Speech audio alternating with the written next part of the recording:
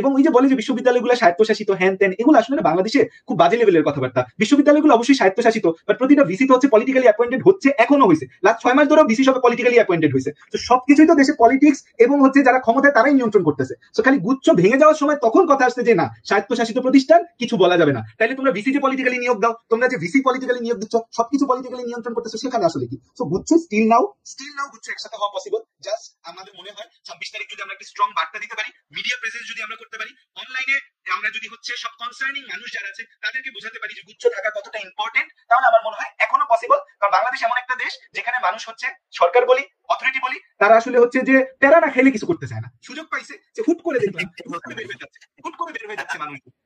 এখানে কাব্য ভাইয়া, আপনাদের প্রতি আপনাদের সায়েন্সের স্টুডেন্টরা কেমন জানেন, এরা আমাদের যারা আর্টস কমার্সের প্রতিষ্ঠান আছে এরা কিন্তু আমাদেরকে ডাকতে চায় না, বা এরা কমিউনিকেশন গ্যাপটা, কিন্তু আমরা নিজের থেকে আগে আসি। মনে আছে ভাই ওই যে সেই আমরা সারাদিন সকাল থেকে শুরু করে পরীক্ষা পিছনে সারাদিন অনেক কষ্ট করছিলাম, দরকার হলে আবার করবো, স্টুডেন্টের জন্য করবো। সায়েন্স আর্টস কমার্স দিন শেষে ওরা সবাই আমাদের স্টুডেন্ট।